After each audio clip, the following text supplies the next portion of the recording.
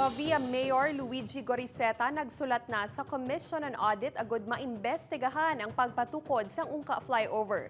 Regional Development Council 6 naghatag naman sang rekomendasyon sa pagkayo sang flyover. Ini ang gitutukan ni Zen Kilantang. Ginkumpirma ni Pavia Mayor Luigi Goriseta nga nagpadala ng inisang sulat nga nagapanawagan sa Commission on Audit kag Office of the Ombudsman nga imbestigahan ang depektibo nga Ungka Flyover. Mahibaloan nga 680 million pesos ang gingamit nga pondo sa pagpatukod sang flyover nga hindi man mapuslan tubtub subong. It's the time na for COA and Ombudsman to have a look on this. No, hindi na ni tapat kita ang ma-remind sa DPWH.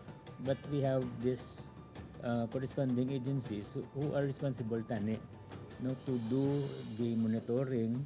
Samtang ginpahayag naman ni National Economic and Development Authority 6th Regional Director Engineer Aresio Casing Jr. nga igarekomenda nila sa DPWH6 ang 4th scheme sa pagkayo sang flyover. Ini amo ang suwestyon ni Structural Engineer Nilo Hardeleza nga dapat tutukan ang pagpakusog sang pundasyon sang flyover paagi sa hydraulic piling. RTC also proposed a fourth recommendation, which is to mat foundation and hydraulic piling. So, just for consideration ng DPWH to solve the concern.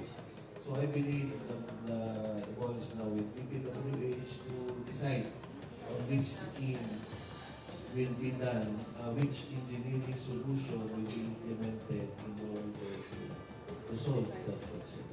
Natala na nga magpasar sang resolusyon na tuhoy diri ang Regional Development Council 6 agud marekomenda sa DPWH. Nahibaluan nga may 3 ka engineering solutions nga ginrekomenda ang third-party consultant para sa pagkayo sang Ungka Flyover sa diin nagakinahanglan ini sang 250 million pesos nga pondo.